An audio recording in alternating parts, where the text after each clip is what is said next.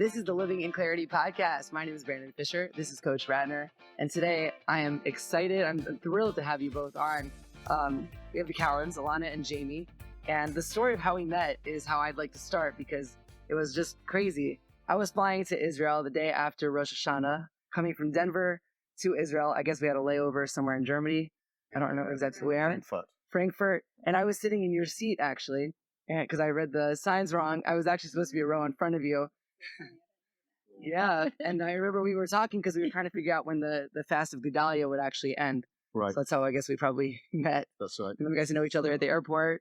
And very quickly, we became very close. Yeah. It's becoming Shabbat. So. Exactly. It's been like a home away from home. So I really appreciate you guys. And I have a lot to say also. Yeah, I'm sorry, not just you, but I remember when I first started on my Jewish journey, you guys were a major part of it. Wow. Going to conference. You don't remember. I'd go to all your classes, especially when you both talked together in Connecticut at the conferences. Yes, I was a very big part of it. And then I know that I think, Jamie, you came to DC a lot to speak. Yeah. I think one time you stayed at my house. Yep. Yeah, and then you ended up staying a Sunday night. I'm like, I'm not putting this to waste. And I had like 15 guys come over, and you gave an amazing talk. So I remember this year. That was there, I think, for Yom Kippur or summer. I don't remember. Yeah. You've been a few times. Yeah, you guys have been a few times. So you've been an important part of my, even though you don't see me for years, but like been an important part of my life.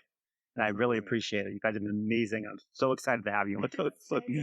Yeah, really excited. Feeling really ambushed right now. No, we're so happy. Especially, we're going to be talking about, what's the first thing we're talking about? No, we're going to start by talking about Justifi. But there's three main topics that we wanted to get to, and each one of these could have been a whole episode on its own. But we wanted to talk about Justifi, your YouTube or Instagram channel, which is called Ilana and Jamie, and then your book, of course, The Moderately Anxious Everybody. For those of you who are watching, be sure the book. Yeah, it's available on Amazon. So let's begin by talking about Justifi, because that's something that, I studied hospitality. I'm super into the adventure side of things. So I want to talk about what is Justifi. Tell our viewers why Justifi, and what is it? And what is Yeah, sure. And how do you spell it? Yeah, no problem. That's right. That's a good way to start. And most importantly, how do you go on? Yes. Okay. Well, look, Justifi was really the result of many years, decades at that point, I think, of being involved in what I would call more conventional, just Jewish education and outreach. Mm-hmm.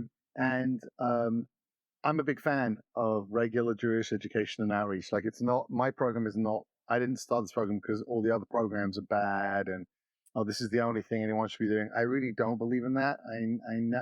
Maybe when I was very young and immature, I did. Like, think only this was a good idea, only that was a good idea. But like, everything's amazing, and I was troubled by the fact that I saw, since I got involved when I was about 19 or 20 on a regular Jewish education program that brought people to Israel and dealt with some philosophy and dealt with some Zionism and Israel and this and the other.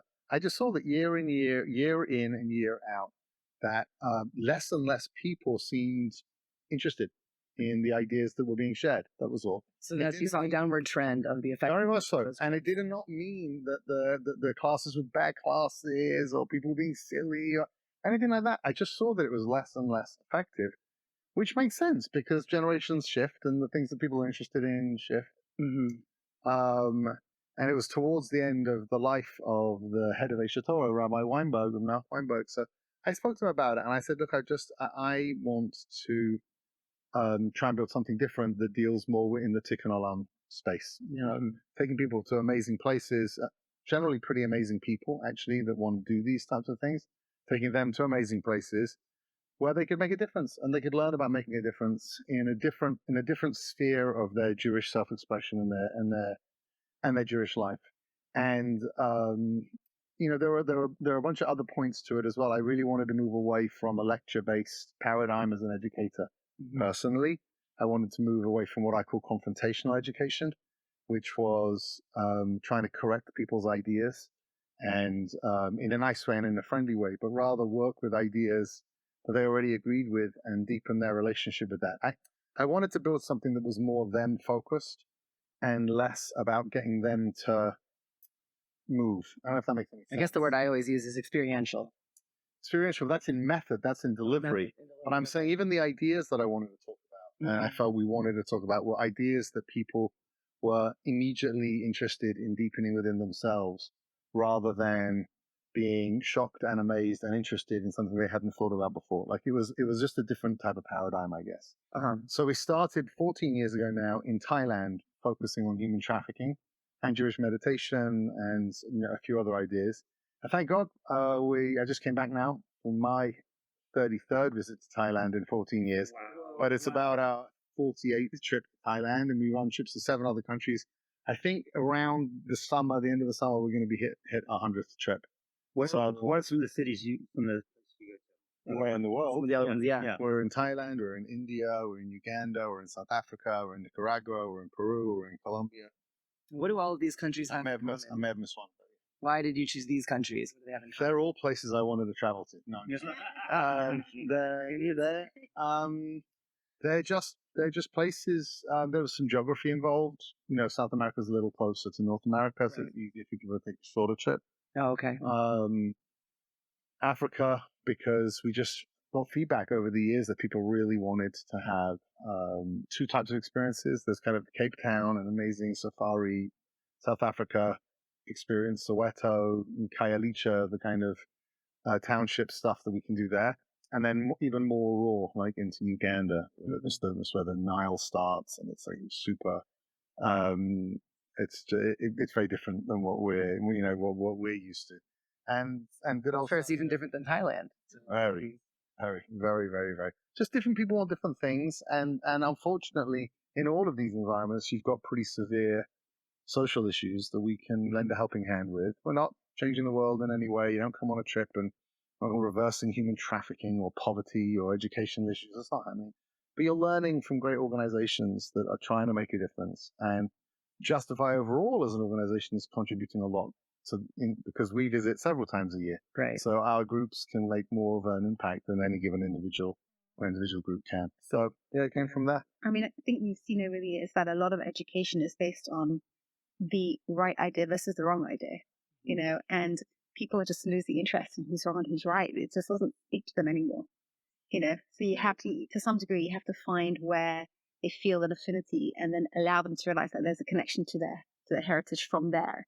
They don't have to struggle between wrong and right because nobody's asking anymore. It's like a bit of a scary thing. It is. But also, I just felt like I didn't really want to be involved, and I can't promise that I always succeed in this, but I didn't want to be involved in programming where I couldn't tell the people who are on the program what my intention was. I just felt like I couldn't really do that on a regular program. Again, and I'm not being politically correct. I mean it. I think those programs are great. I just personally didn't really want to do that anymore. That if I said what I really wanted for you, you would run out of the room and run away and be like upset with me. I don't want to do that anymore. I just felt like you can trust people. People are amazing. Judaism is amazing. Spirituality is amazing. Like we don't have to be. I wanted to have something that was totally transparent, and I hope I've succeeded. I don't know if I have. So are these like Tikkun Olam trips? People say talk repairing the world. Is that how you market them at? No, more, a bit like that. Or more adventure. It's adventure. It's adventure with purpose. That's what they call it. Well, that makes sense. Helping people connect to a deeper sense of purpose, people come with their eyes open, expecting that. What is your typical client? It really shifts because I just got back now from a school trip with an international Jewish school in Asia. That was the one before, just another one from another place. But we're also running trips with retail groups, meaning just individuals who apply and come on trips, as well as Hillel houses or maybe outreach organizations. There's all different types. But historically, I would say, but I think talking mainly pre-COVID, the average age on our trip is about 24. Right. And I would say 70% female. Okay. And I would say somewhere between secular and modern Orthodox, depending on. So it's really across the board. Yeah, everything. Yeah, it really was. It really was. And is this a non-profit or is it? Yes, it's a non-profit. It's a non-profit. We have a different funding model than normal non-profits because we charge full price for our trips. They're not subsidized. That was another thing I wanted to get out of. That's a whole other kind of technical conversation. Yeah. But in theory, if we run enough programs for enough people, then our organization is break even. So as we do more trips, we need to raise less money, which is really the opposite of the normal model, whereas the more trips you do, the more money you need to raise, right? So now we're on post-COVID and planes are packed and everyone's traveling again. Are you ramping up your trip? Yeah, very much so. Yeah.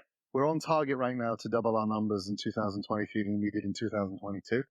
And 2022 was about 50% larger than we accomplished before COVID. That's amazing. Yeah, things are looking. How do you market these trips? It's Word of mouth? It's word of mouth. It's online, and like old fashioned email outreach, to institutions and organizations. Everyone's looking for new experiences now. Yeah. That doesn't mean they really are, but they think they are. So there's a lot, meaning there's a lot of places that would love to do it, and then they hear it's just like, we're not really going to Uganda. We can't handle it. But but the normal methods. We were one of the first organizations back 14 years ago to actually use Facebook targeting. Is when it first came out. No one really had it figured out. I had a personal staff who's a genius guy, and he helped me understand it. And we were, in those days, there were very few advertisers on Facebook, and we were really able to attract a lot of people via, a very inexpensive marketing method. I think I remember seeing some of those ads. Right. So what happened was that over the years, for lots of reasons, Facebook, Google, etc., they started to restrict your ability to advertise based on the ethnicity or religious markers, number one, which on a certain level is a good thing, right? You don't want anti-Jewish people being able to reach out to Jews. It's complicated that.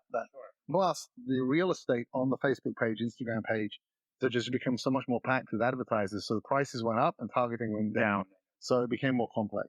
I remember Jamie coming home, 15 years ago is a really long time ago, and saying, if we can crack marketing, we're going to change the future of Jewish education. I'm like, poor guy, he's under so much pressure. What's he talking about? That's nothing to do with anything. But it's all marketing.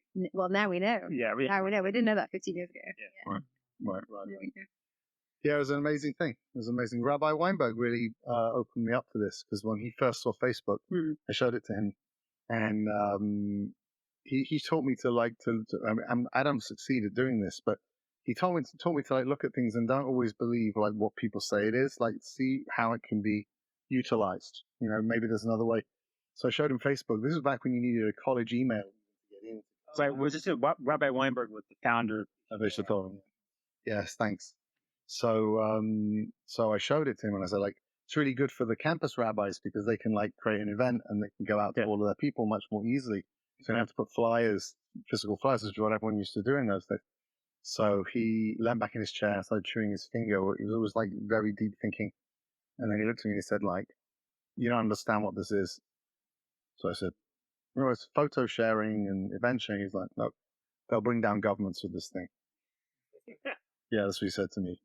And I was like, no, you advertise for your Friday night dinner. He's like, you do not understand what this is. They will bring down governments with this thing. And I remember during the Arab Spring, when the whole thing was done on Facebook, and it's how they were all, and I just... He had a vision, didn't he? Yeah. He had a vision. And wisdom is not always one-dimensional. It's people, there are special people out there that look at things differently, And I'd like to think that in a very, very tiny, small way, that's kind of what Justifi is trying to do, is just how do we look at engaging with Jewish principles and helping Jewish people move into a really comfortable, personally committed sense of leadership and Jewish journey without theological overtones that frighten them or that aren't necessary for their journey to the extent that they may not be. How do we do that, in a creative way? And you have to be Jewish to go on the trip. Yeah. So how do you see yourself, if you look at your vision in 10 years, how do you see yourself to be successful? What would you envision that you're justified to look like? That's a really interesting question. I feel like I'm really the only one talking at the moment. I'm sorry. No. Believe me, if we went to talk, I'd be talking. I don't have a problem with that. Look, I definitely feel that I'd like the number of trips that we're running to be way, way, way higher. I think that's organic. and that will happen, or it won't, because either we'll be doing something wrong or the market won't bear the numbers that we would like to attract. So let me give you an example. Like, for example, if you ask any young Jew who's in their early 20s, late teens, they always talk about going birthright. I'm able to go on birthright. Do you see Justified to be like similar thing like birthright, where everyone goes on, not for free, obviously, because you're a paid model, the numbers won't be the same, but you hope to get that kind of response? I would be wonderful if we had that type of response, but I'm also nervous that I think there need to be more programs. I think that there needs to be a far broader offering from the Jewish community, and I don't think Justify is the only program that Justify could offer, if that makes sense. But also other organizations. I would strongly encourage anyone who's listening, anyone who's thinking, it's like, we need so many different types of things to engage different types of Jewish people in a way that's healthy and natural, and that reflects their own interest in being Jewish and connected. So I don't think that I always say, like, my program is not Mashiach. It's not the Messiah. Like, it's not, and I'm not looking to dominate any space. I'd like us to be doing a lot more programs. I'd love it if, as a result of doing these programs, either we came up with more ideas or other people came up with more ideas. That would be beautiful, because I just think we need a much broader offering than we have. That's number one. Number two, for me, I'd like to see that I'm able to stay happy. And by that, what I mean is that, the pressure of building an organization, running an organization, when we're trying to build a different world, it's very hard for me to imagine that we're going to succeed in building a better world and a more Jewish world if doing so is turning us into the very stress ball, freaked out, like, success, in a Western sense, junkies that we're trying to help move people away from. So I want to try and embody that. I know I can speak more to this than I can, but I'm not sure so successfully, but I'm pretty resolute about it. Like, I want us to do as much as we can, and I don't want to stop. But it's very important to me that we build a culture within the organization that isn't turning people into, the equivalent of I don't know what's high pressured. What's a high pressured profession? I don't want to, be denigrate anything, but, like, not interested in terrible. No, I don't mean it that way. That would be better. But I'm saying I don't want to turn, rabbis into Goldman Sachs people, who are like, yeah, I work 19 hours a day. Oh, yeah, I work 19 and a half. I'm interested in that. We're trying to move away from that so that people can be open-hearted and healthy and there for their families without that having any impact on their effectiveness. But there has to be a way to put the two together. We're not going to build a better world by breaking ourselves. I just don't believe it. What are the typical costs and length of the trip? About 10 days. And the typical cost is going to be about $2,300 plus flights. That's pretty good, though. Yeah, no, I don't think it's great. Is it like, you're not like camping? No, 3-star, 4-star, clean hotels. Yeah. Includes food and everything? Yeah. Kosher food. We have kosher food set up all over. I didn't want our trip to be discriminatory. I felt like a lot of more Orthodox Jews were not intentionally, but they were discriminated against whenever they wanted to go and do any type of travel program with a Jewish organization, often that had a Tikkun Olam element or an off the beaten track element. It'd be like, oh, it's vegetarian style. Right. And, you hear these stories of people going for 2 months to, Kenya and bringing like 2 suitcases full of cans of tuna and matzah because they're not being catered for. I just thought that was weird.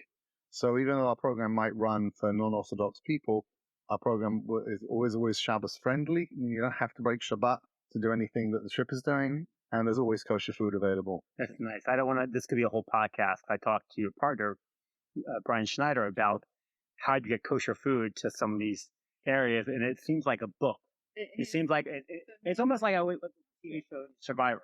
I've always wanted to read a book and I still haven't done it. Like, how do they go to these foreign lands in the middle of the Pacific Ocean with film crews with 40 people and the staff and the plane?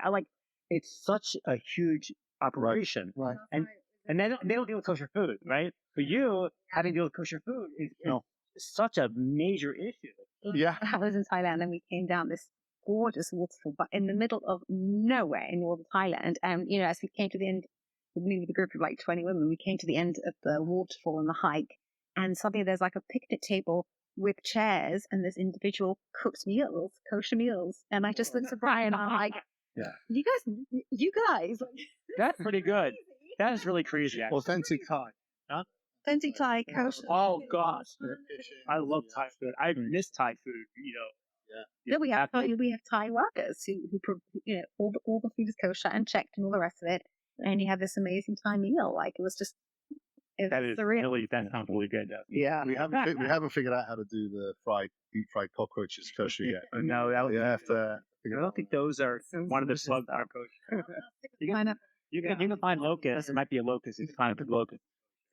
Well, So that's Justifi. Yeah, we're growing and we're expanding, and it's fun and it's good and it's heartfelt and authentic and positive. And come along. these are transformative trips that are a blast. See new parts of the world with guides who will teach you, and most importantly, that you'll get to see for yourself what's possible and what Judaism really is all about. Yeah, it's very inspiring meeting people who are tackling horrific issues and are just inspirational and how much they dedicated their lives to making the world a better place. You think you're like, what do I do when I get it? Right? Yeah. It's very inspirational. Well, let's transition now from that's what you do professionally outside of the house. Now let's talk about relationships in the house. Since you guys do have your Instagram channel, Ilana and Jamie, and you've shared some incredibly valuable advice to me personally. But let's talk about some of the philosophy that you have for relationships and dating. We'll start with the question, how do you bring work home with you or keep it separate? Yeah, go along. How do you bring home what? Or how do you not bring it home? How do you balance Justifi, or your whole family is really involved? For both of you, and how does it all play out? Yeah. You want to speak? You want to try this on? Yeah, sure. I think people need to feel wonderful. And when you feel wonderful in one aspect of your life and you have wonderful in another, then you have to bring the wonderful to the other so that you're not swimming in the failure of it all, So wherever that works itself out, if people are happy in the gym, then they go home and they want to exercise. If people are happy at home, then they bring a sense of well-being to the office. If people are only happy in the office, then they don't come home till very late because home might be where they're failing. I think the work-life balance is not so much about the work-life balance. It's about whether you're managing to get your sense of value and sense of joy from the different aspects of your life. And if not, the ability to say, okay, this I'm doing great over here, and I need to tackle over here. But if I do that, I'll be able to recreate the balance and be present where I am, and not just, and we did this the whole time. We asked people the whole time, so what do you do? What are you going to be? It's like the assumption is that we know how to get value out of money and we know how to feel successful making money. So our entire definition is going to be about our job and our worth, which I hate as an expression, and what we do.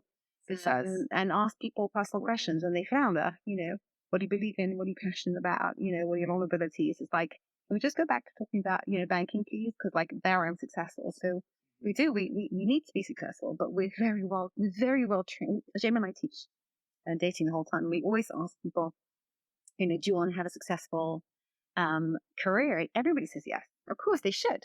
Then we say, so do you want to have a successful marriage? And everybody, or long-term relationship, and pretty much everybody says yes. Right. And then we talk about how much time in school from the age of 4 to like 20. You learn about dating and marriage. Yeah. And it's like you basically being trained to be a fantastic taxpayer from the age of 4. Yeah. And if you have recess and supervised, maybe you're learning some relationship skills. And hopefully you'll learn about marriage at home. Oh, apart from the fact that most of you don't have a marriage in your home. So good luck. I mean, of course people are bringing, are committed to their work, because work is what they know how to define success. And if I can, by the way, if I can just be controversial about this for a second, that is not what Ilana just said. That's not pointing the finger at a particular segment of the Jewish community. Meaning, in the Orthodox world, it's just as challenging. I mean, I think there's definitely much more focus, overtly perhaps, on the topic of shalom bayit, of marital peace and children, parenting, and this, that, and the other. But like the financial pressure and the definitions of success and the focus. I remember, you say to people, when I used to teach back in yeshiva and this and that, you say something like, but if you're really happy here right now, why don't you just, take a few months and start college a semester later, or take you crazy? And are you saying I've got to get back to the real world? Yeah. You know, and I understand that sentiment. I don't even mean it critically, but it was startling to me. You know, so I don't think it's only in the in the more Americanized or Westernized segments of the Jewish community. I think financial pressure is real, and I think that, you know, in Maslow's terms, it's a very real thing. It's not, you know, it's not a joke. Not having enough, but the lack of the lack of skill, I guess, that's acceptable within, you know, to consider oneself ready for a relationship is shocking. And if you think about it in a strange way, the way people might flounder sometimes when you talk about deeper and more vulnerable, you know, ideas, but are so fluent and fluid when it comes to professional stuff, right? So, like, you know, if you flipped it the other way, right, and a person's just floundering in terms of their description of their business, I don't really have a mission statement for the business. I don't really have a business plan. I don't know. What's cash flow? I don't really understand. I don't know. No, I hired all my friends to work in the place. Like, they would never mess me around. They, you know, I don't really have a holiday policy. You know, a normal business person would be like, oh my gosh. And that's what people Like, go through relationships. They have no clarity of what they have to do. and it's not complicated. It's no one's fault. It's just not focused on. It's almost like you're supposed to know how to. I was like, what are you supposed to know how to build a business plan also?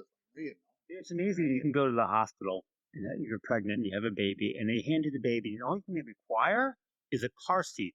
That's it. No guidebook, nothing. You don't have to take class on parenting. You don't have to take class on getting married. There's nothing. And I know, you know, in the more observant Jewish world, they do have marriage classes for the girls and guys, but not that much. And out of the observant, I mean, I'm sure in Catholic societies they have some classes, but most people get married with absolutely no idea what they're doing. Should be, yeah. I think there's a lot of classes available, even in the non-religious world or the non-spiritual world. I think there is a recognition that it's necessary. But I think you have to recognize that it's necessary first. I don't think it's part of the culture. No, it's not. No, that's why how many people get divorced percentage-wise? What's the name? Huh? The numbers are growing. It's a lot, isn't it? Yeah. 50, 60%? Yeah. And they're the ones I was, and the ones that are not divorced, how many of them are in happy, passionate, loving relationships? Well, not that many. Right. People have to learn about this stuff. But I think also, just, you know, on a slightly different tact, it doesn't have to be just because it's a disaster that we have to do something, meaning this is a human right. Okay? People want to be happy. People want to be connected. They want to have emotional intimacy and real connection to their children. You know, even if the divorce rates weren't so high, you know, and even if this and the other, you know, how much do you want? You know, how much love do you want? How much connection do you want? How much joy do you want? How much emotional intimacy do you want? How much vulnerability can you handle? Like, the answer is, you know, more and more and more. So I think that it's a positive as well, meaning there's a crisis potentially. But I think that even without that, I think it's just such a beautiful and important part of life, and anything that we can do to enhance. Do you teach dating classes on your Instagram page? A little bit, yeah. Yeah. I mean, less so. We did lots of individual pieces. Right. We broke down some of our basic fundamental ideas that we found very helpful to people. Yeah. And we put them to, like, you know, little 5-minute chunks. But we've done from dating to relationships to single seeking relationships, married, parenting. We have like lots of little different pieces. Have you noticed that the people who don't need it as much are the ones watching, and the people that actually need the help aren't taking in your wisdom? I mean, it seems to be the case that the people that are open to having a loving relationship and want to have a loving relationship, they're coming to your class, they want it, but people that have issues, you know, emotional issues, or don't trust, or came divorced, whatever it is they have, they're the ones that should be seeking you out and like learning at your feet. Like that's well, but that comes back to the point that we just made before. In other words, I think that yes, but like, people don't always know, right, that there's anything wrong or that there's another option available. I sometimes think that people who've tasted, you know, a loving relationship, or have experienced one, or have seen one, or in one, and want to deepen, you know, they may be more, you know, I mean, if I can just take an example, which is a little off color, if you don't mind, but like, most people that have never smoked marijuana are not following hundreds of like marijuana stores online. No. Right? or watching like people, this is how you roll a joint, this is how you go. Like, it's more the people who smoked a little bit of marijuana and maybe they like marijuana, like they're the guys who are following that. So I think all things work that way.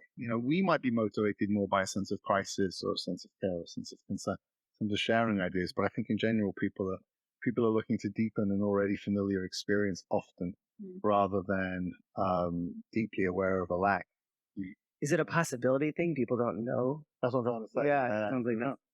People don't know. Well, I think, I mean, I don't have the stats, but from what we've seen from the feedback, I think when people are struggling because they're looking for a relationship, so then they come. But when people are in a relationship and it's going very badly, there are some people who are like, it was really nice to hear you, but they're in so much pain that, like They don't want to do work. it's not even, maybe they have a partner who will never do it. Or maybe they're so much in crisis that, like helpful information like almost hurts them because it's like sort of, it's like talking to, somebody how they should eat healthy when they have stage 4 cancer. Yeah. Like it doesn't feel, I don't want to hear that. It's too painful to think that maybe it could have been earlier on. I could have changed my lifestyle. That, it's like, there's a lot of pain when people are in marital crisis. And we have we have actually had people say, we were in marital crisis and actually it was actually quite helpful. Yeah. But very often people feel so beyond help that actually reaching out for help is almost hurts you. Is this why you haven't written a marriage book yet? I'm curious. The first 2 books I wrote, one, no one reads a marriage book because if they're in a great marriage, they don't want to read it. And if I'm in a bad marriage, it hurts too much. It's painful. Maybe. So you don't recommend this? Well, I'm just telling you. I think that's I think it's fun, but I call it. My new one's going to be really called the 4 phases of love and relationship. It'd be about dating and marriage put together. Yeah. Okay. Yeah, it's challenging. It is challenging, but also, it's important, I think, as educators to recognize that our motivations and why we want to share might be different than people's reasoning for listening, and I don't know if it makes any difference, but I just think, but honestly, I feel like, I don't know, in the way that you think about things, it's important to appreciate, the people generally are coming from a different place than we might be motivated in terms of why we're sharing. It's interesting. I'm thinking about it from the Justifi perspective and the experiential perspective is when you're away, when you're on a trip, when you're on an adventure, when you're in a journey, it's easy to see how this is the best thing ever. Like when you're learning about the dating before you start dating, but then once you get in the relationship or you go back home from your experience, it's a lot harder and a lot more intimidating to remember. And some people go home from, for example, yeshiva with like notebooks of what they've learned, and they'll never open it up. It hurts too much that they can't apply that as easily into their future life. How would you advise someone to open up those books, to read the marriage book, and to take that advice with them? Yeah. You want to say Well, I just see I need time. It just takes time sometimes. Sometimes someone has to see that book in their bookshelf 4 or 5 times over a course of 3 or 4 years, and they finally go, okay, now I'm ready. It's just like learning, you're learning Torah for the first time, or learning mitzvahs. You know it, you don't do it, and something just clicks, and it takes time. Well, clarity does not come overnight. That's for sure. Right. Clarity takes a lot of time, a lot of introspection from people, and then suddenly you just have to, Chabad will sit in the corner and fill in anybody because they just want to open a pinhole in your heart. When you open that pinhole, that can expand into a giant hole to let all of sorts of good things come into your life. I mean, I remember having a real crisis as an educator because I watched a video of someone talking about how much of the things that we learn we forget in school. If you go through everything that you've ever learned, you don't remember most of it. And I was watching it thinking, look, I wasn't watching it as a student. I was watching it as a teacher thinking, oh, you're so right. I am totally wasting my whole life. Like, what am I doing? What a waste of time, And I literally, it hit me so hard. I almost resigned the next day. It was like, wow. And, but then she said something that kind of redeemed the situation for me. She said, very often the things that we remember are not what we were told, but it's the insights that we had about the things that we were told. And I started thinking about the amount of people that have come up to me over the years and said, you used to tell me something once that changed my life. And I'll typically answer, that's so exciting. What did I say? And they'll tell me and I'll say, I don't even know that. It's brilliant. And I'm thinking what did you forget? The things that you teach, you have moments of divine inspiration.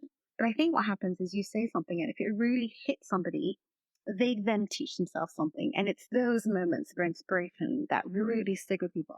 Wow. So I stopped becoming a teacher and I became someone who's hopefully there to trigger a student's own insight, because that's the special stuff. Right. And if you understand that, then that's justified. Yeah. This, Right. the creation, the trusting of a person, and of their own GPS, their own GPS, and the power of the creation of atmosphere that can put a person into a place of calm and safety, so that they can begin to have their own insights. Because in the end, no one changes from information. No one changes from information. They change from once they've heard the information. Then there's a voice inside of their own minds that says, you know what this means? This means I have to break up with him. Or this means that, this means I should ask her out.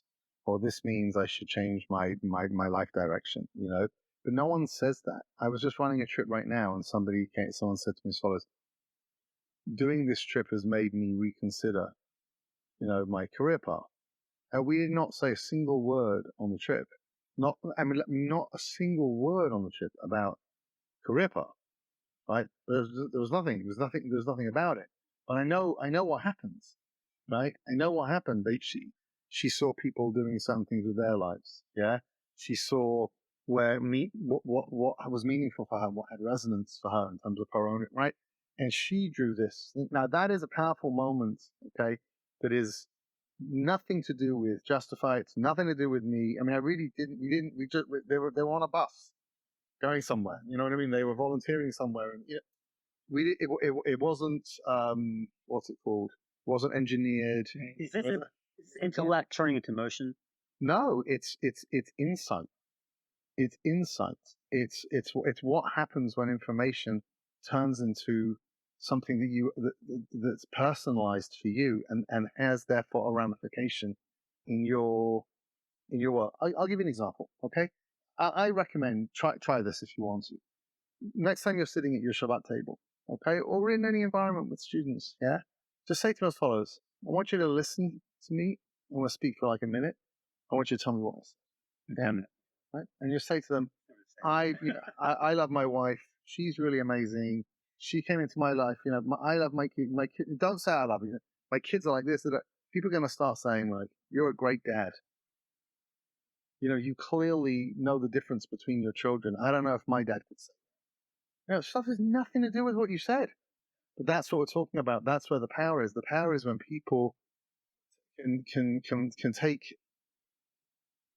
take an idea and apply it in their own way, and that's what fuels people's change direction.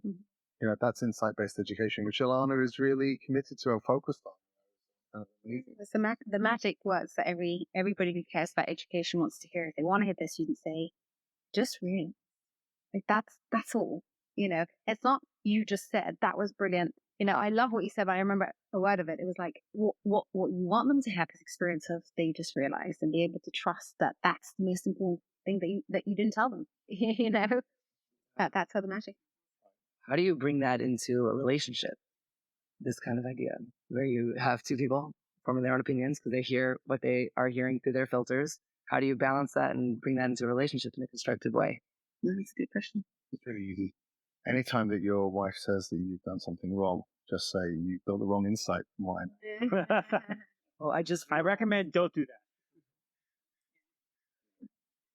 that. But I think the hard thing of a relationship is realizing that, it really only works if both people want to be in it, which is a very frightening thing for people who are scared of being left behind or rejected or relationships being over. And, there used to be a time where, you could sign your life away under the hooper and then you were guaranteed, and that's no longer true for people, but that recognition that, I'm in here and you're in here and I have to do my best, kind of trust your desire to be here, make it nice to you, make it pleasant for you, care about you, give to you, but actually respect the fact that, that this has to be working for you, because it's not about, but you promised you'd stay.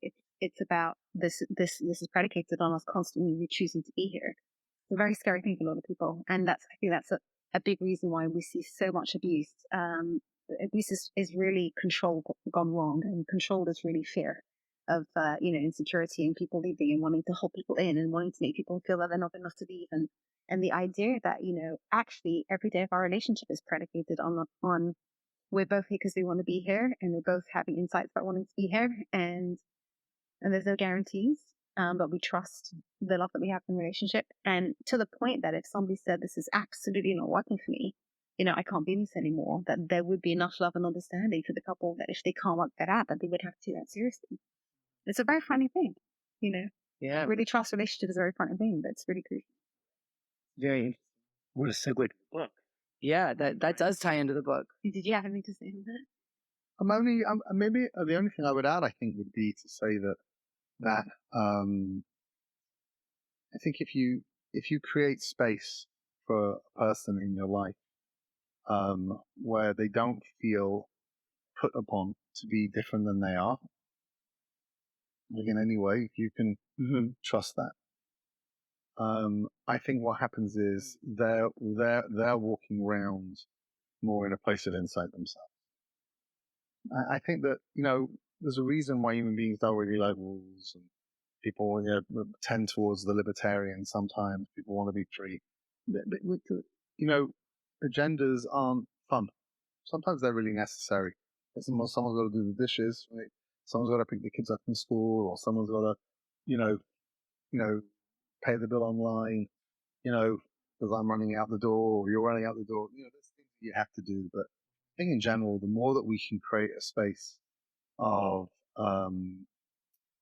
that's not filled with kind of a foreboding sense of obligation, the more people shine. In fact, we tried to do this even when it comes to like Shabbat in our house. Like it doesn't happen so much anymore, but we used to say to people, I'll be going to shul tomorrow morning at 8:30. If you'd like to open up, I'm happy to wake you up. But if you don't want to be woken up, you should just know what happens in this house over Shabbat. And just feel comfortable, like there's no imposition here. And people, of course, they would want to get up and go to synagogue, or they wouldn't, and they would feel comfortable, and they would feel accepted, and they would feel, and so, for a while, we had people that would come to us for Shabbat, and they were like, this is just so much more normal, and this is just so much more relaxed. Generally, what would happen is, as their Jewish journey got more intense, they would stop coming to us as much, because they wanted to go to more. They like to rule. They wanted more rules. Yeah, this on the other, and that's fine. That was fine with us too. But for a period of time, I remember noticing that and thinking it was, it was funny. No, it was good. I'll even ask. I just said they have to ask me a thing. I love when you ask for Shabbos. It's great. I love that. You get sleep in, right? Yeah. No, I don't believe you. You don't need. You're at sunrise. Yeah. All right. Before we move on, since we have such a variety of topics, I'd love to just get a key for clarity on relationships. So it's our favorite question. So if you each would like to share a key to clarity, it's for our guests. A little piece of advice. That's what we call it because we're the Living in Clarity podcast. Okay, I would say that you have to be, I'm assuming, we don't want people looking for a relationship, let's say. Even in a relationship. Okay. Could be either one. Well, I'll give it. So give two. That's great. Yeah. Just buy one, get one free. Yeah. People who are looking for relationships, I think you have to be more committed to marrying or finding the right person than kidding yourself that the person that you're with is the right person. Mm. And the key to that is honesty. Mm. The key to that is honesty with yourself. Honesty with yourself. Mm. People are so want their relationship to work out that they'll do whatever it takes to kid themselves into believing this will. It's hard to change your emotions get in the way. It's hard to see the truth. Of course. You have to live with yourself. So if you lie to yourself, you have to live with that lie, and that is horrible. It's not as hard as living with the life. The rest of your life, That's right. And and I remember that feeling in my own dating. It's like, I promised myself that I'm not going to convince myself of the right guy just so that I can, married, and it's not. I'm gonna allow myself to see that. Thank God I made it under the radar. It's not an easy thing to do. But however bad that lie is before you're committed, that lie is going to be so much worse once you're in the commitment. Yeah. And if you know that, then then you can. And I think people's quiet inner voice will guide them. People often say to me like, "How do you know it's the right person?" It's because you know what it feels like when you know it's the wrong person. Yeah. That quiet voice is just like, I know. Because you don't want to hear it. You know what it's like for your inner voice to be guiding you. Just until this point, it's always said like, run. Right. So at some point in time, you meet someone that's going to say, go for it. And you're going to be like, really? But it's the same voice that you can trust because it's telling you the truth. So, people got to just make space for that voice, guide themselves and trust it. We'll talk more about that in a moment. Yeah, so there's a lot more on this. I mean, I'm not going to add. There's a lot. This is the crux question, right? The thing that's most difficult for people in terms of making choices. It's very important. Yeah, I even wrote down inner voice to talk about your book. So we'll get into that a little later. With Caesar clarity for marriage. I did think seeking became married. Yeah. But I think that there's this is an unproven thesis of mine. I don't have data to support this. I just feel like it's a little bit like, do you want to get up in the morning for shul on Shabbat? It's just like, I hear sometimes people saying things like, it's my rabbi told me it's time for me, it's time for me to start dating. And I always think to myself, like, that is not something that I would ever want to tell anybody else. Like, I honestly, what does that even? I actually don't even know what it means. I'm maybe in the ultra orthodox world or the super religious world. Like, you're 21. It's time for you to this. It's time for you to that. It's just like when you impose these kind of external, ethical, moral things on what's sure one of the most significant decisions a person's ever going to make, you are putting something in there that doesn't belong there. Because there shouldn't be any I have to when you're trying to figure out if you want to be with somebody or not. That's unwelcome. That's an unwelcome piece of information, or not a piece of information. Elements, an unwelcome element in my psychological.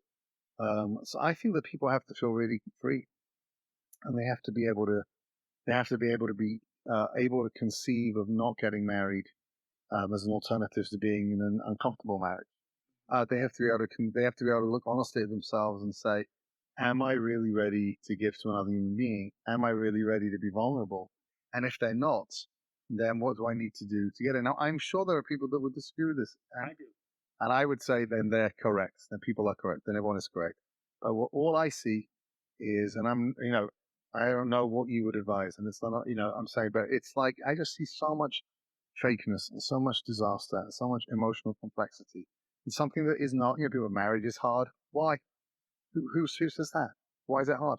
Why does it need to be difficult? If you're in a good place and you're a nice person and you're a developed person and you want to give to your partner, why does it have to be so hard and so difficult?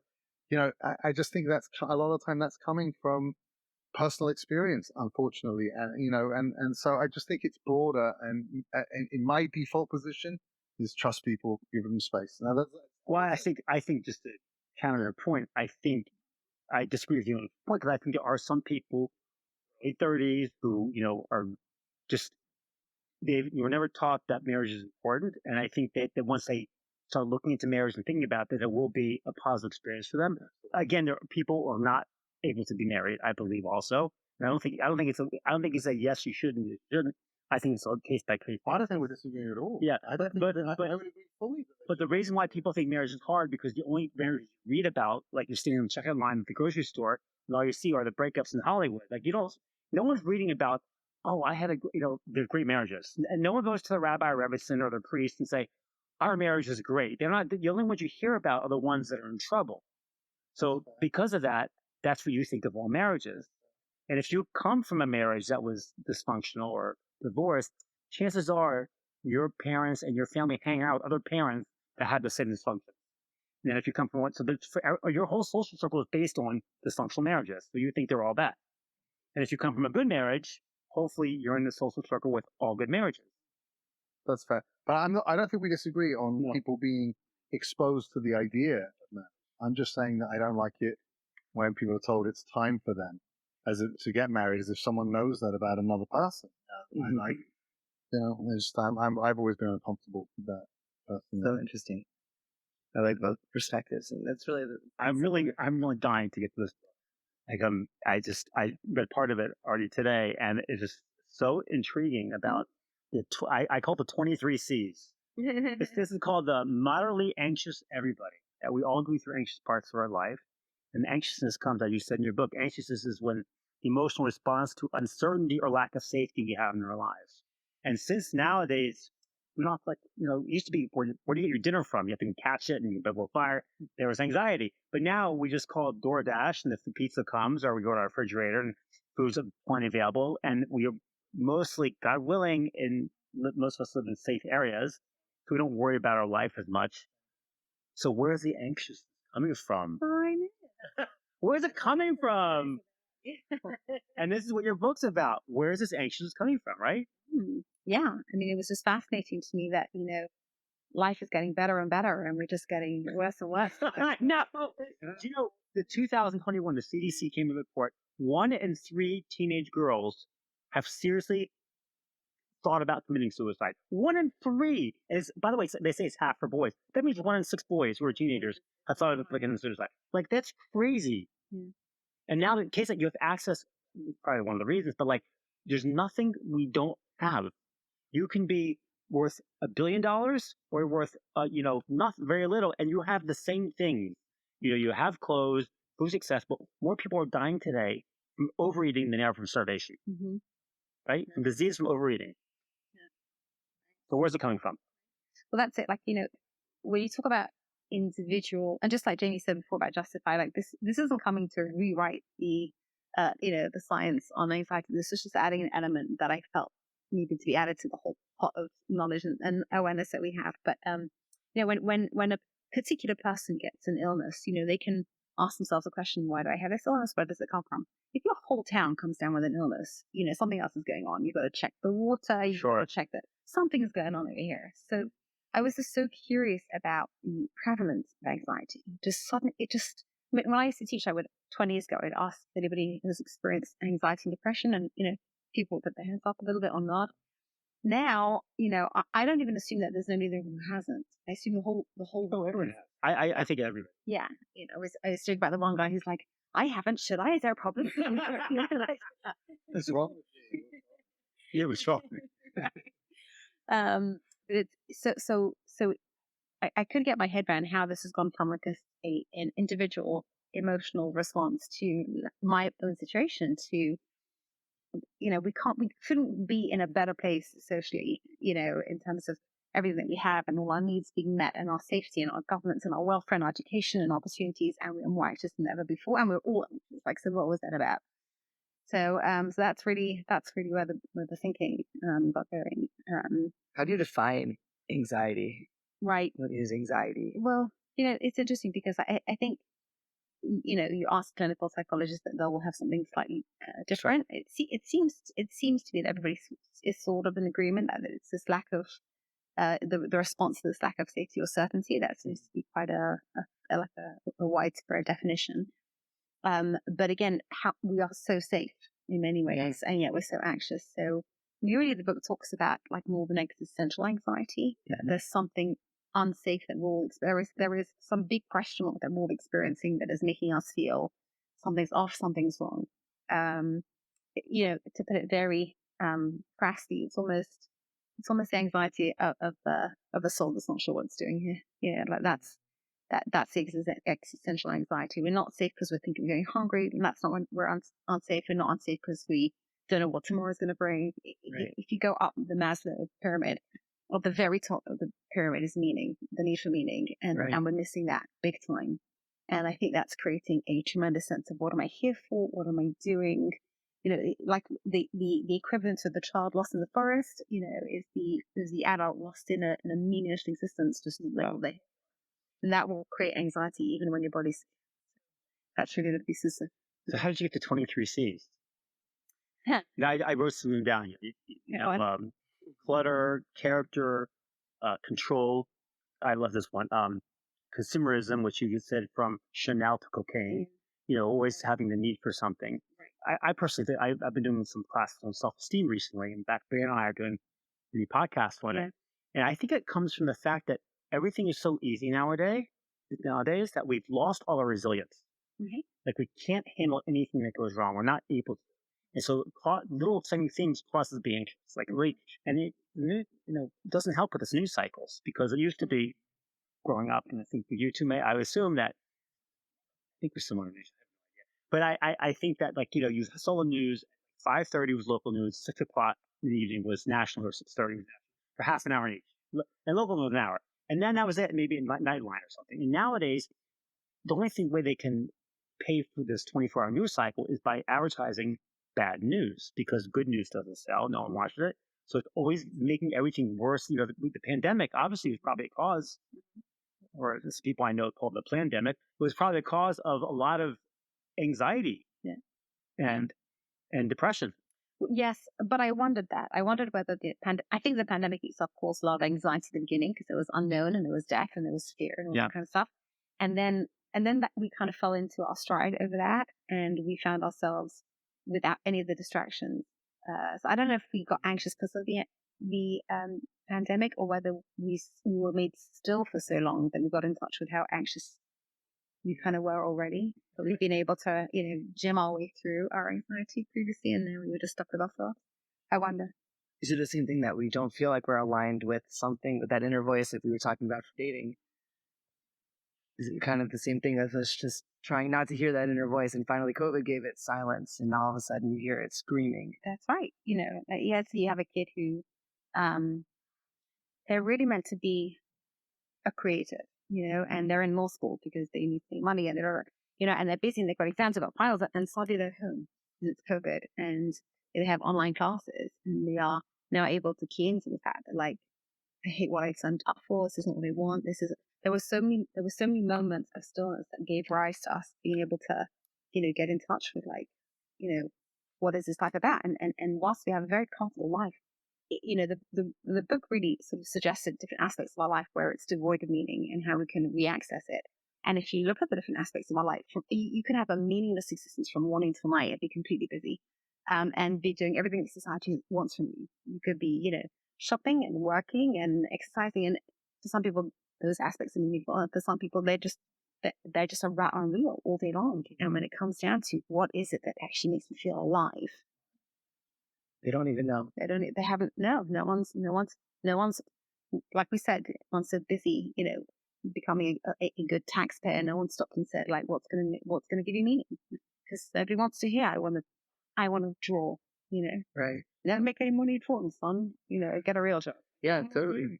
And I think it's a beautiful thing, though, that there is this kind of inner, like tuning fork, you guys would say. Yeah, that's a good way. That this is like, despite the fact that we have everything, like no one's doing anything on purpose. It's not like people waking up in the morning and saying, I'm evil, and I'm going to deny myself who I'm supposed to be. I'm going to go to work, right? That's not what people are doing. People are just doing, people are just doing what they're supposed to do. I heard an interview once with, an Israeli soldier, like, I went to the army, I did what was instructed, and I came back with PTSD, which is not normative. Of course it's not normative. I'm just like, he didn't do anything wrong. He's not like weak or like silly or this thing. And he was talking about how he wanted more medical benefits and help because there's a cause and effect over here. But he didn't do anything wrong. He wasn't just following the system along. This was a really unexpected kind of outcome. And I think that societies in general are set up to try and answer certain problems, to try and deal with, why do we have a state of Israel? Never again, and a homeland for the Jews. Yeah, what's America for? What's France for? What were these revolutions for? They were trying to move away from a paradigm that they decided was no longer working and create a different reality moving forward. But, oftentimes, or it seems to me at least, sometimes societies or mini communities, they've kind of accomplished what they set out to accomplish. And there's a kind of a now what that people just weren't expecting. People just weren't expecting to sit at home for 2 years. They just weren't expecting, or people just weren't expecting to be able to retire early and may have done really well in their career, made a lot of money, and then feel like completely empty 3 days in. to their retirement, or I just don't want to play golf for the rest of my life, or like whatever. But people were not expecting that. They weren't stupid. Right. There's nothing wrong, Right. right? But it's like there's a limit to the way that most people seem to be living their lives. There's a limit to what it can give you, and people are not aware of that. And I think when that hits, either the realization before they've even accomplished everything, but Right. there's a sense of that, or even at the end of it where they do, or like in the pandemic where there's like a forced cessation of the turn of what it was called the treadmill, right? So it's just people get in touch with that part of themselves. And I think when historically you're in a major crisis, it's very easy to define meaning. Meaning you may not be safe and you may have dangers, but if you're fighting a war, you know what to do. You have to just fight and you have to defend your country. If you're in the land of Israel, you have to clear the swamps. Like when historically speaking, we're trying to survive, we actually do very well because that's meaningful and we know how to find it. When everything's dandy and we move from getting our meaning from fighting crisis to getting our meaning from choosing opportunity to do so, it's a much harder. It's like saying to someone, here's your home, there's a fire, what do you want to do? Just do everything. Put the fire out. Right. Now they say, well, here's a room, design it. It's like, Yeah. So we're in this time now where you could build a meaningful life, but you have to navigate your way through that, figure out what meaning is to you, understand what your core values are when you have time to think about it, pick, get in touch with who you are, pick it, make your life about it, or just watch another Netflix series.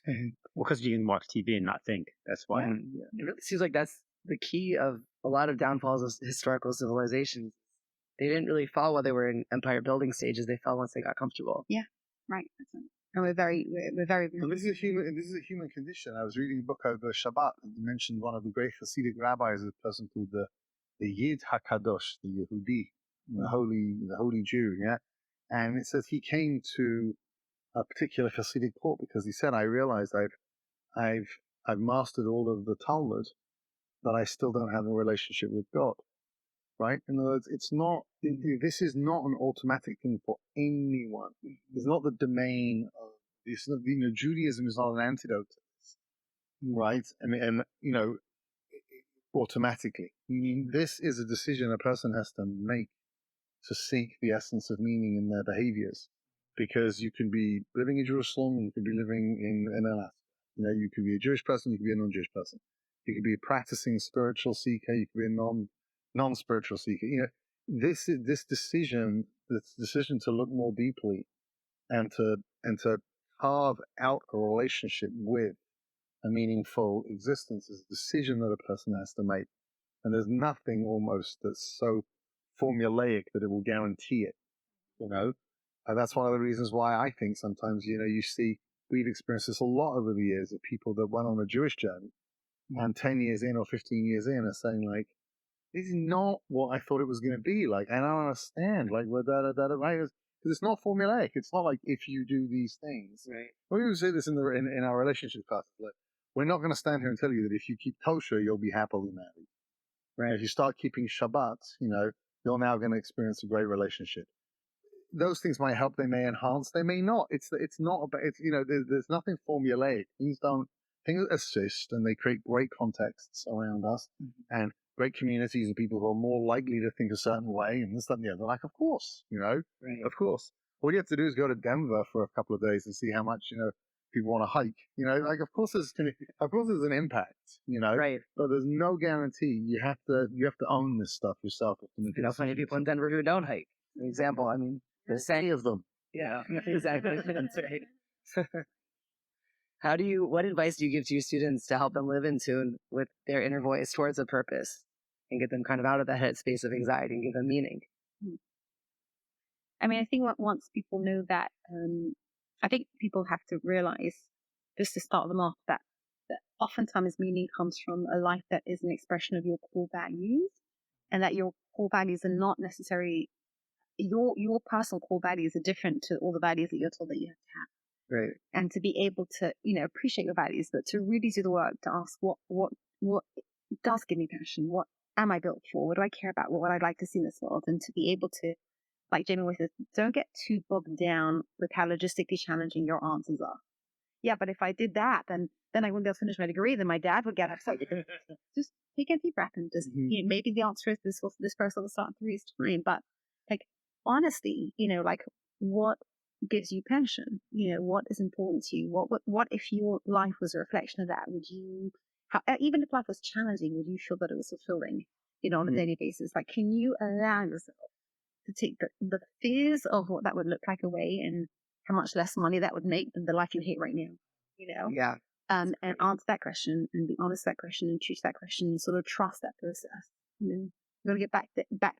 It's so much about getting back down to core values. And this has been something that's been really important in our relationship. Like, we were very different when we got married than we are now, but the core values that we didn't even realize we got married over core values. We just thought we shared certain goals, but actually there were core values that have really followed us through our relationship. And we've been able to say, maybe we need to take a time and rethink this and have those conversations openly and honestly, because we were not committed to, like, I know exactly what I'm going to look like in 40 years time and you will still fit into that picture. It's like, no, I know what I care about, and so do you. So if we have to challenge that, then we're going to be able to do that in a conversation together, Because the core values align. Because core values align.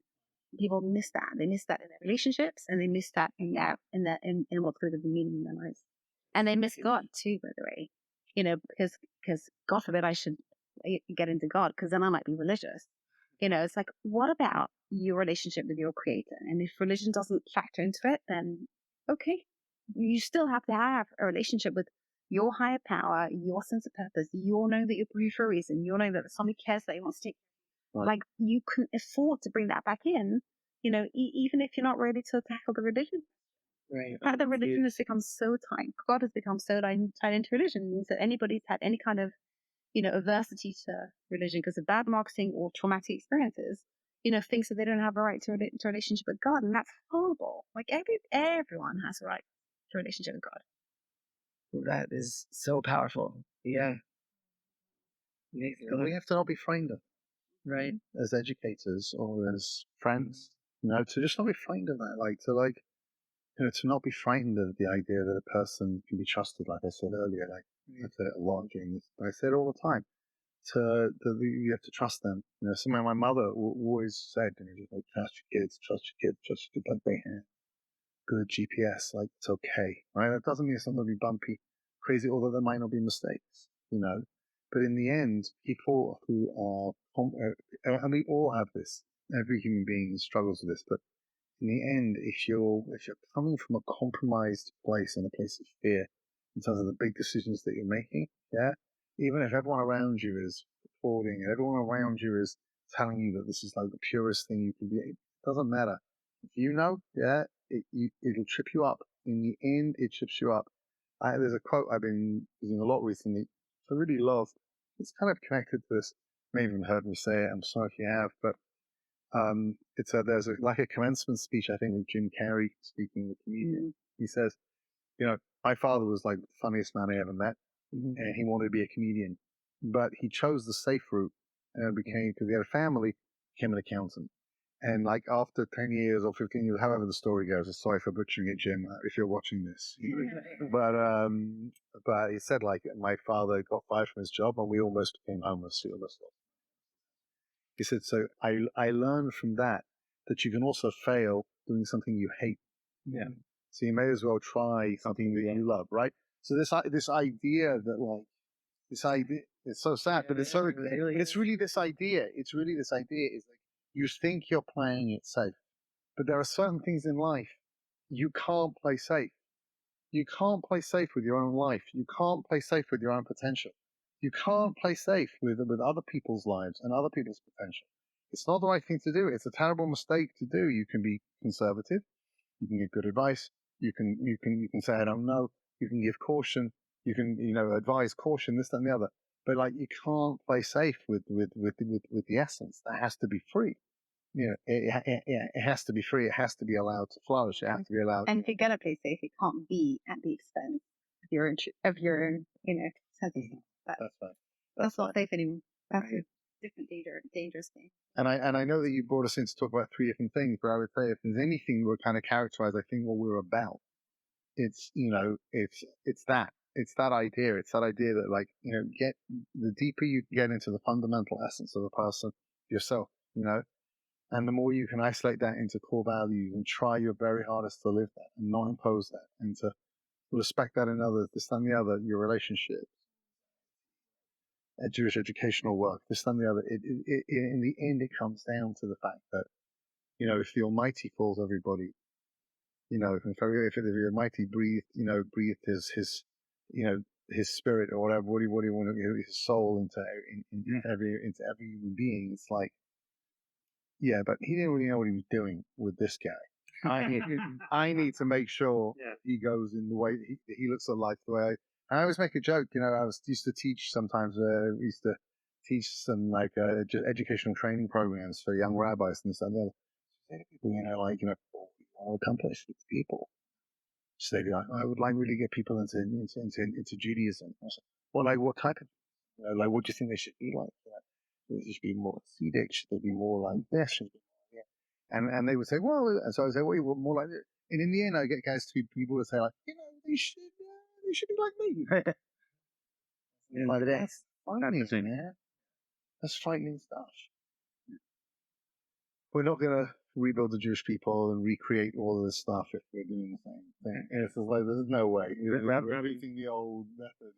Yeah, Embark always says when he's rabbi for Momentum and these trips, and he says just the only one thing we get from people coming on a trip for week just to recognize there's a God. That's it. Just knows the God. Creator. Yeah, the creator. Not not Shabbos, not God, just there's a God. He says to get everyone to know that they were created. Yeah. For self-esteem. Right. I can't, I did a lot of self-esteem research as well. I know this is a favorite topic of yours, but I found that, and I think there is truth in that you feel better about yourself if you are behaving in a way that would give you self-esteem because you've got a certain standard of self-expectation. But so much of it is like that productivity. If you're productive, you're lovable. If you're lovable, you're productive. And this basic ability to say, but even if I have a really non-productive day, like I'm still valuable because like, I always tell people like, you're not a bad car if you're a Rolls Royce. Like you don't look at the car and say you're a bad car. You say like, who made you? If you're made by the Rolls Royce, right. You may have a hole in your tire and crisps on your back seat. But if you're made right by Rolls Royce, you're already valuable. Like if I know that I'm made by the creator of the world and I have a sense the creator knows what he's doing, what the creator's doing, then I'm already valuable. Right. And then I can live up to that. But I have to start with it, Yeah. And by the way, when life is difficult and you get your anxiety and you know that there's something that is unlimited taking care of you, it does help a lot. It helps it. Yeah. I'd say it's challenges all the time. They're all good for us. Just have to look at them, look at them away. This is a challenge from God. Yeah. They're going to make me great. And when you look at it that way, think, you know what? This is going to make me. I look back at my life and look at my puzzle. I'm like, this is a piece that's hard to fit in, but it made me who I am today. And it's going to make me great for it. It's right. It's the difference between feeling like your car's falling over the edge of a cliff versus you're on a roller coaster. On a roller coaster, someone's like, behind the machinery. You can go round and round and round and kind of enjoy the experience. You think you're all on your own. You just think you're going over the edge of a cliff. I had my personal stories. My cancer came back this summer. I could feel it in my lungs and my ribs, whatever. And of course, the CT scan showed that my cancer was back. Did you hear me complain a little? No, I have. Yeah. No, maybe like something else from God that I have to deal with. And you know what? He gave me great gifts. He gave me the ability to speak, and he gave me great friends and rebbes and rabbis. And I'm like, I'm one of the best blessed guys in the world. Really, I'm so blessed. And like, we start dying the moment we're born. Yeah. True. If you look at it that way, like no more anxiety. Wow. Living here, that's amazing. Yeah. Yeah. Be healed quickly. Amen. Yeah.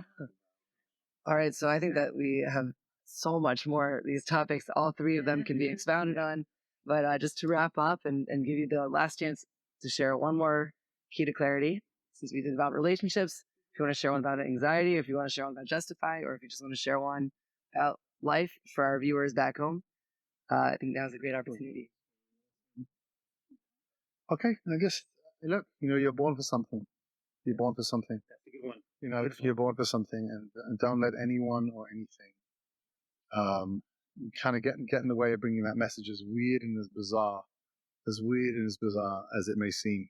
You know, in the beginning, as weird and bizarre. Just go for it with both hands, and you know, believe in that energy. Yes. Mm-hmm. All right. And I'll just say, even if you don't believe in God, He still loves you. That's right. That's That's a good one. Yeah. All right. So where can our viewers find out more about you? Where can they get the book, The Moderately Anxious Everybody? That's straight on Amazon. Just type in, if you spell it, or Ilana Cowland, Cowland, that comes up. That's all. Those will be we'll put on a link in the description for the Okay. As well as your Instagram. Instagram is at Ilana, ILANANAND, JAM. Where put it? This will also be Don't worry about it. Amazing. Thank you so much. This has been an absolute pleasure. And thank you for listening to this episode of the Living in Clarity podcast. We'll see you next time. Thanks for joining us on this episode of the Living in Clarity podcast. If you enjoy what you just heard, make sure you like, subscribe, and comment with any suggestions for future episodes. We'll see you next time.